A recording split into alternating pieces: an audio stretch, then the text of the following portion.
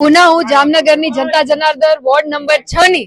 જનતા જનાર્દનનો હૃદયપૂર્વકનો આભાર માનું છું અને સાથે સાથે આભાર મારા ભારતીય જનતા પાર્ટીના સનિષ્ઠ અને વરિષ્ઠ કાર્યકર્તા આગેવાનશ્રીઓનો કે જેમણે સતત આ વખતે મજબૂતાઈથી હું જ્યારે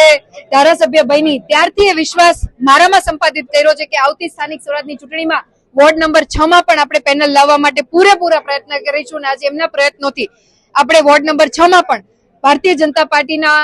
ચારે ચાર ઉમેદવારોને ખૂબ સરસ લીડ સાથે જીતાડી અને એ વિશ્વાસ પ્રતિપાદિત કર્યો છે કે આ વખતે વોર્ડ નંબર 6 પણ વિકાસની રાજનીતિને પસંદ કરી છે અને આ વખતે વિકાસની રણનીતિ વિકાસની રાજનીતિથી અને શીર્ષક નેતૃત્વ આદરણીય પ્રધાનમંત્રી શ્રી મોદી સાહેબના નેતૃત્વમાં ગુજરાતના મુખ્યમંત્રી શ્રી ભૂપેન્દ્રભાઈ પટેલ સાહેબના માર્ગદર્શન અને ભારતીય જનતા પાર્ટીના યશસ્વી અધ્યક્ષ જગદીશભાઈ વિશ્વકર્મા સાહેબની રણનીતિ અનુસાર જામનગરમાં પણ આ વખતે કમળ ખૂબ જ સરસ રીતે ખીલી રહ્યા છે ત્યારે પુનઃ જામનગરની જનતા જનાર્દનનો અને ભારતીય જનતા પાર્ટીના સનિષ્ઠ કાર્યકર્તા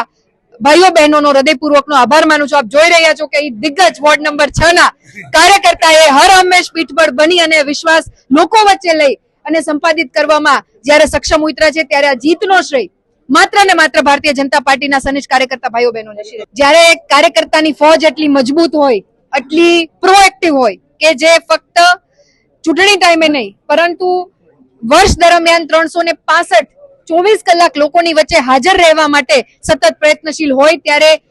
આ વિસ્તારનું નેતૃત્વ કરવું એ મારા માટે ગૌરવની વાત છે. આ કાર્યકર્તાઓને લીડ કરવા એ મારા માટે ગૌરવની વાત છે ત્યારે અમે પણ એમનામાંથી કંઈક શીખી અને પુનઃ આગળ વધી રહ્યા છીએ ત્યારે પુનઃ હું જામનગરની જનતા જનાર્દનનો આભાર માનું છું.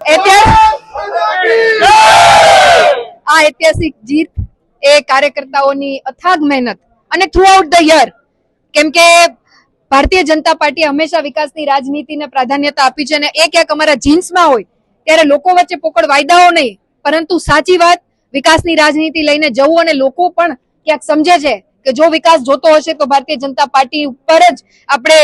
મતરૂપી આશીર્વાદ ઢોળવા પડશે ત્યારે આ વખતે સમગ્ર ગુજરાતમાં જનતા જનાર્દનના જે આશીર્વાદ રહ્યો છે એના માટે અમે પાર્ટીના કાર્યકર્તા તરીકે આપના ઋણી છીએ અને એનું ફળ આવનારા સમયમાં વિકાસથી આપ સૌ સમક્ષ પહોંચાડવાનો અમે પૂરતો પ્રયત્ન કરીશું.